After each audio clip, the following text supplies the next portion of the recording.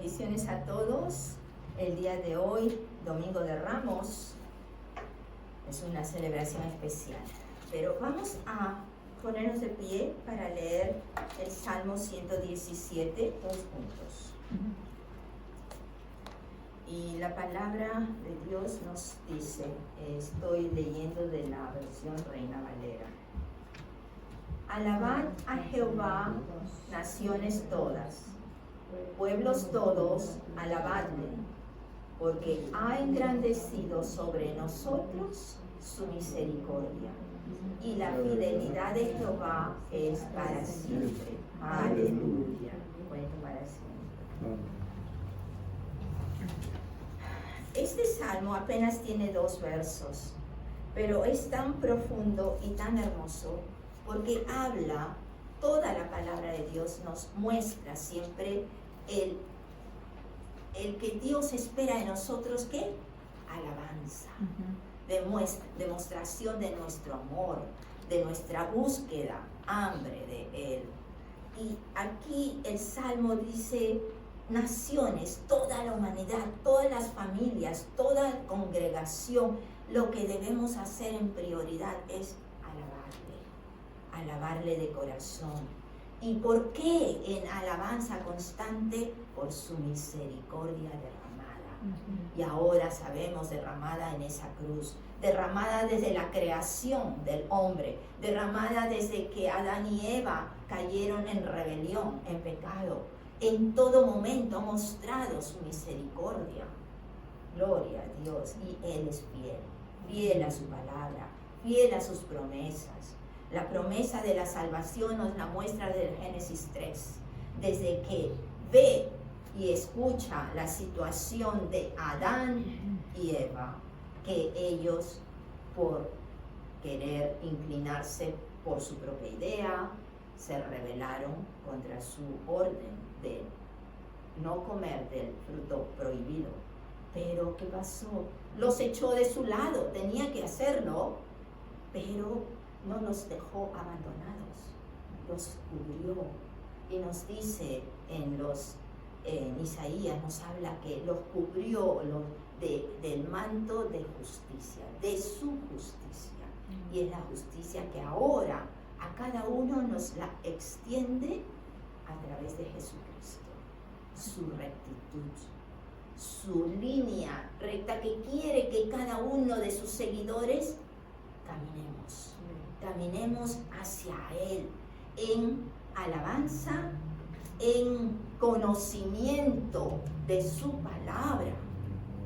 No debemos ignorarla, porque si la ignoramos solamente vamos a aprender lo que escuchamos, lo que nos dicen, pero no podemos comparar si es o no verdad lo que está escrito.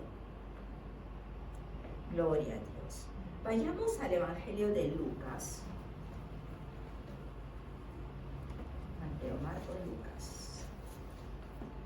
Y capítulo 19.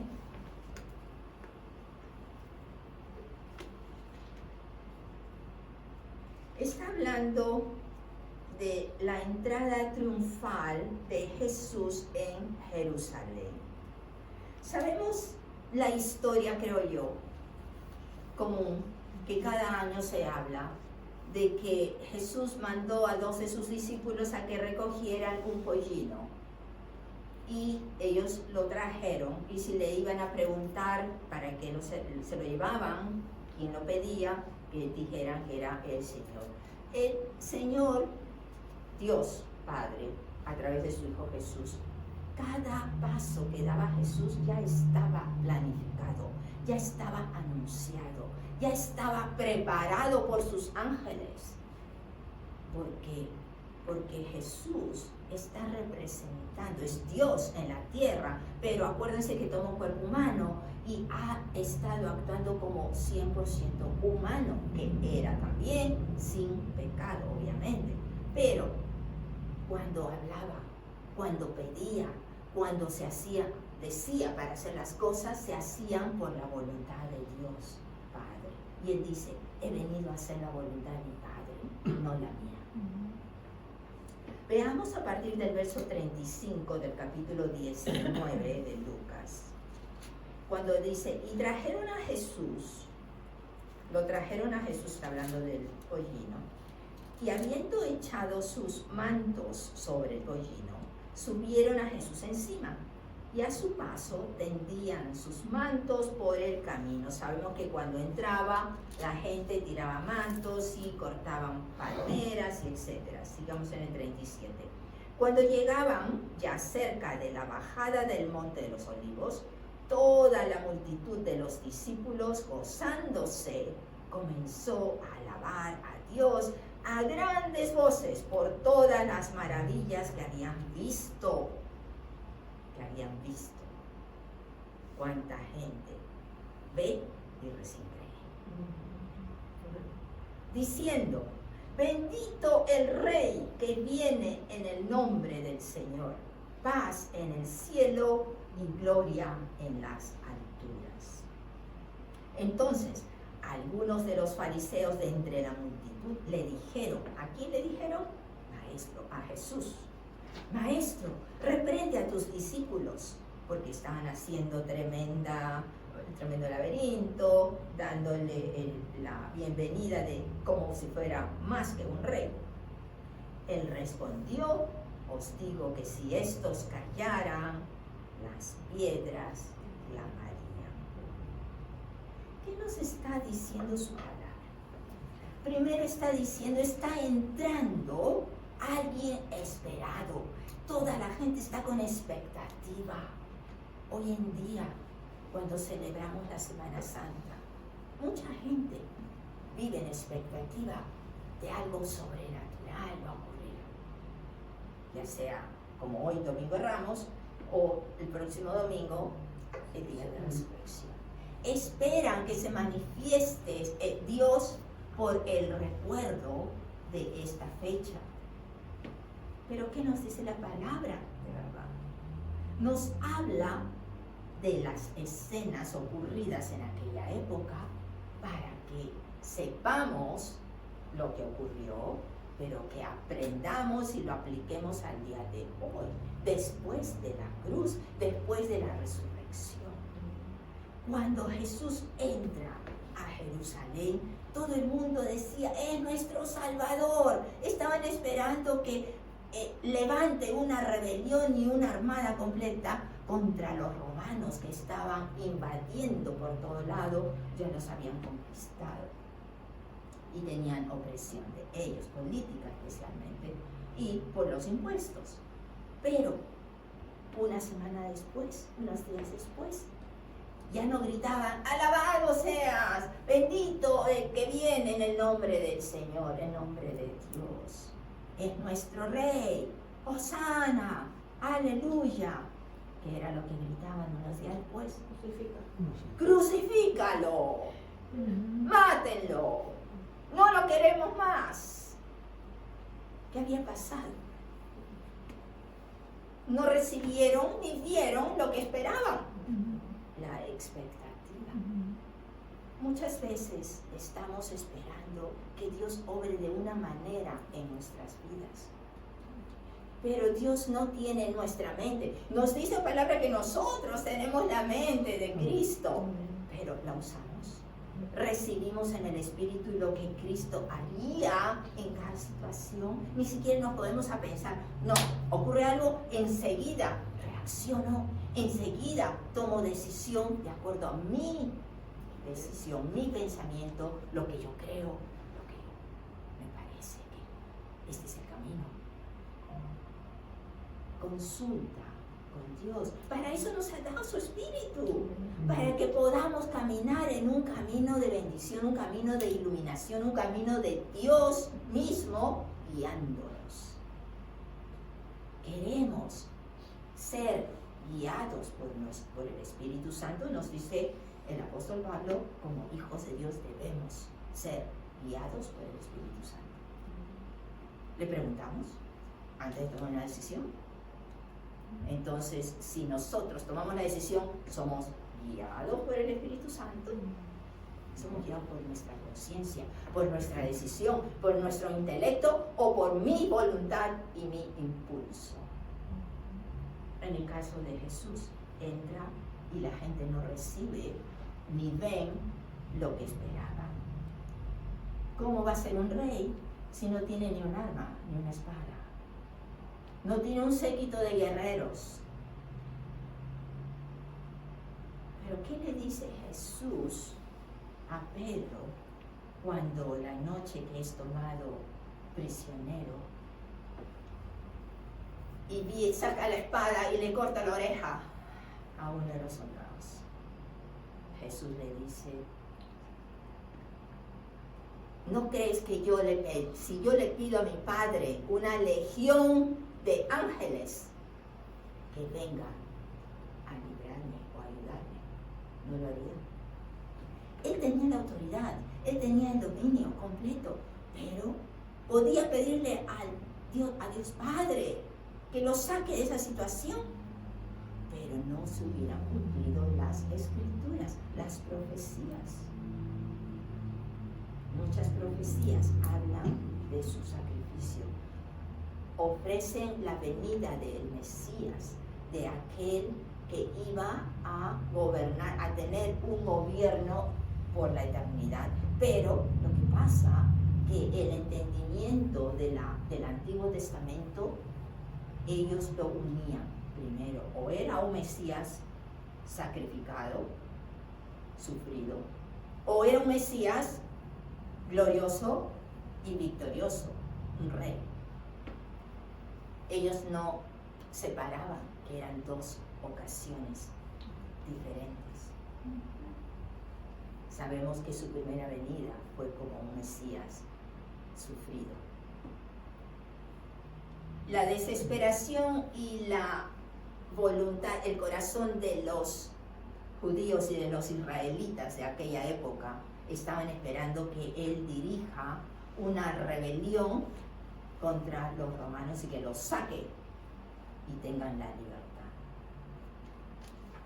Cuando Jesús venga, piensa, él va a traer, nos dice en el Apocalipsis, sus santos y su legión de ángeles, guerreros con él, para eliminar el mal de toda la tierra. Al diablo es cuando lo va a mandar por 1000 años al pozo.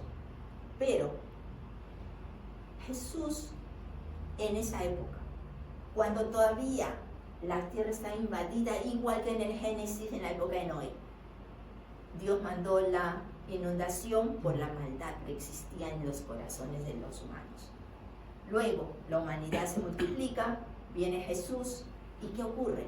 La humanidad se ha multiplicado N veces y la maldad de los corazones sigue, continúa. ¿Cómo va a venir una bendición del reino de Dios entre la maldad? No puede. Jesús tenía que venir primero a cumplir ese sacrificio perfecto para que Dios pueda abrir ese camino. Y por eso digo, su cruz es el puente que une la tierra con el cielo. Quien quiera caminar por esa vía, ese sendero angosto, pero recto. Angosto porque sabemos que no es un camino fácil. En realidad no es difícil, solamente tenemos que tomar una decisión.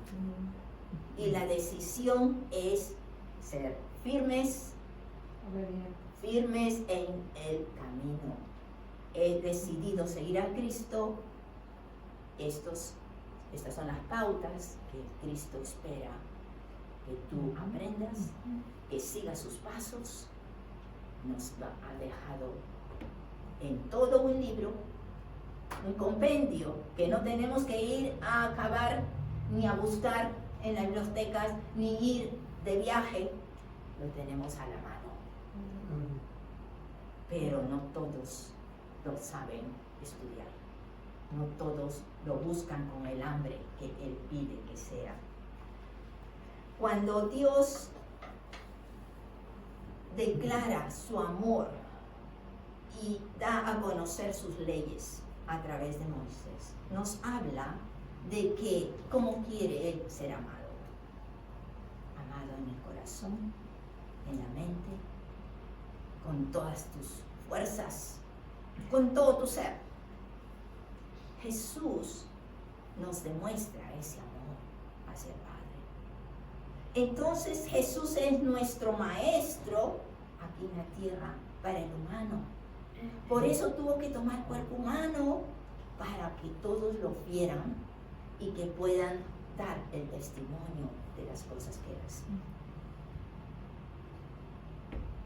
Dios es espíritu y Dios necesita al humano para poder llegar a otro humano. Nuestros testimonios son poderosos para abrir ese camino que el Espíritu toque otros corazones, otras mentes. Entonces, pensemos, Dios es espíritu y creó el mundo espiritual primero, con muchos ángeles. Pero el diablo también es espíritu. Y también necesita un humano para poder traer a su lado. Entonces, si estamos en el camino, porque es nuestra decisión, en el camino de luz, o estamos en el camino de oscuridad. Queremos la bendición, pero muchos no quieren el compromiso. Quieren, dame, pero yo no quiero hacer nada, yo no quiero dar nada, ni siquiera quiero dedicarme a estudiar su palabra, ni siquiera quiero ponerme a orar, a buscarlo, a hablar. El enemigo es conocido también como el anticristo. ¿Por qué? Porque está en contra de las cosas de Cristo.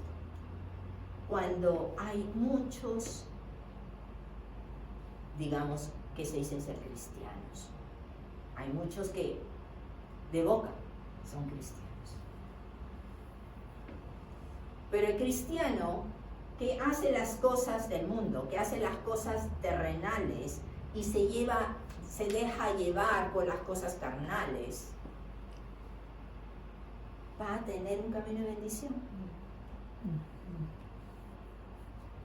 Dios es soberano, pero Él quiere y ya nos da las pautas, que quiere que vengamos a Él. Él es la solución para muchas preguntas, para muchos problemas. Ya hemos visto que tenemos que invitarlo a las situaciones porque Él no va a entrar así esté al costado esperando que tú le invites, Él no va a entrar. Tienes que pedirle. Entonces, estás en tu vecindario, viviendo en tu comunidad,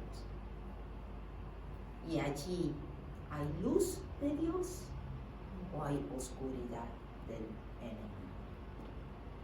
Tenemos que buscar y ver claramente qué vecindario o qué ilumina, si es que ilumina tu casa o necesita la iluminación del Señor.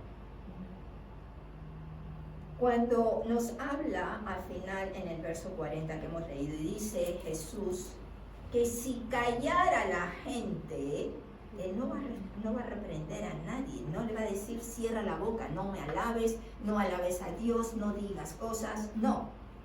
Porque si la gente no lo dice de boca o de corazón, van a haber otras cosas que se levanten y que lo alaben.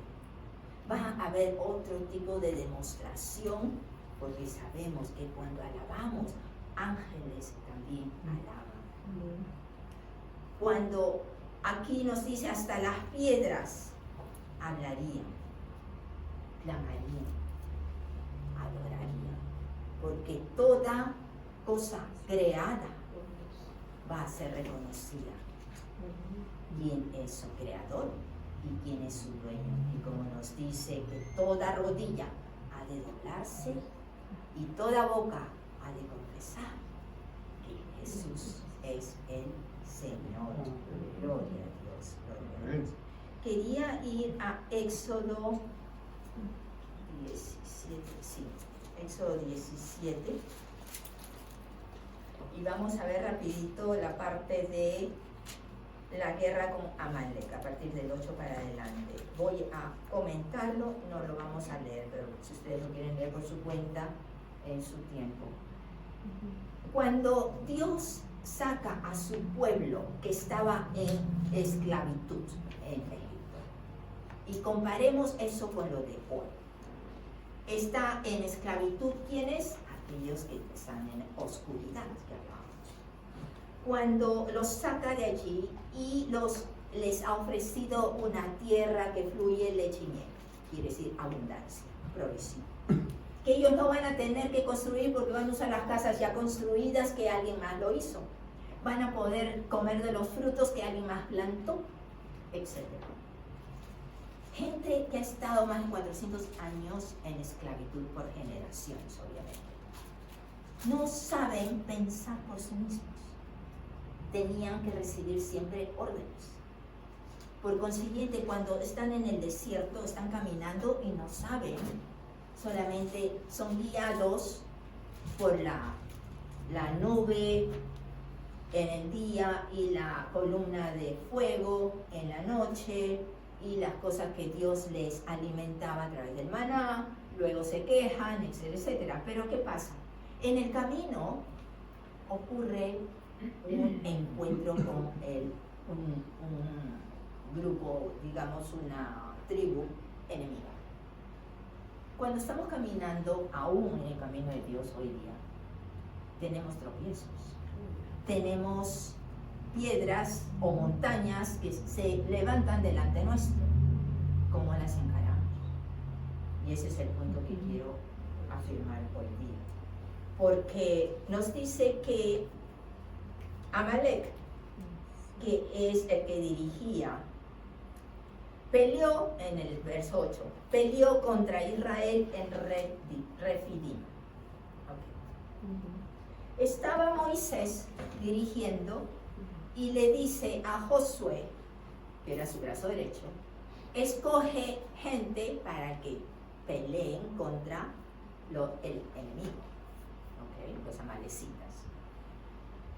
Pero ¿cómo vamos a pelear? Ellos han construido ladrillos por siglos, por generaciones. Ellos no son guerreros, no saben ni siquiera agarrar una espada, un arma. Van a pelear con lámparas.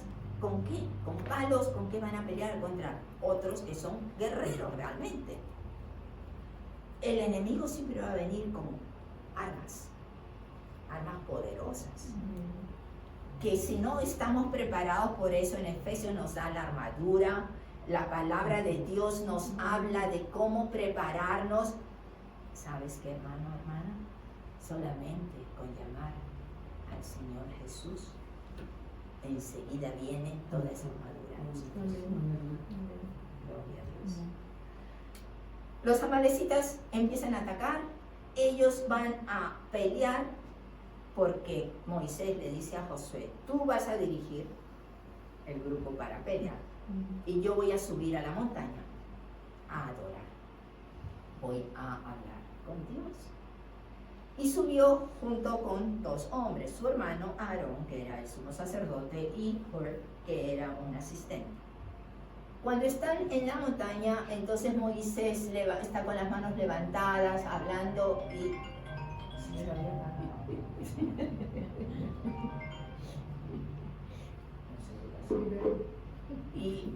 y entonces estaban con las manos levantadas adorando cuando abajo estaban peleando. Pero llega un momento, obviamente, que las manos se cansan y empieza a bajar. Y se da cuenta Aarón, su hermano, que cuando bajaba las manos Moisés, Israel perdía, empezaban a morir y los otros ganaban terreno. Y otra vez levanta las manos Moisés, por eso se da cuenta, porque cada vez que está con las manos levantadas, Israel gana y el enemigo pierde. ¿Qué pasa? Entonces deciden poner una roca, lo sientan sobre una roca. ¿Quién es la roca? La roca eterna, la roca es Jesús. Se sienta firmemente sobre la roca y a un lado Aarón y al otro lado le sostienen los brazos. Le sostienen los brazos. Entonces está diciendo primero que en necesidad tenemos para eso que buscar los hermanos de la fe. Necesitamos el apoyo uno a otro. Como dice la palabra, debemos orar uno por el otro, ¿verdad? Le sostienen los brazos, Israel gana. Sin saber cómo. ¿Por qué? Porque la palabra nos dice de quién es la batalla. La batalla es de Dios, no es nuestra. Entonces cuando están peleando, nos habla, tú peleaste, sí, pero la batalla es de Dios que te dio la fortaleza y te guió tus manos para pelear. Dios te utilizó, peleó su batalla a través tuyo. Y tú peleaste su batalla guiado por él. Cuando entonces este encuentro, que fue el primer encuentro con el enemigo de su pueblo, de Dios, nos está mostrando la manera como ganar esa batalla.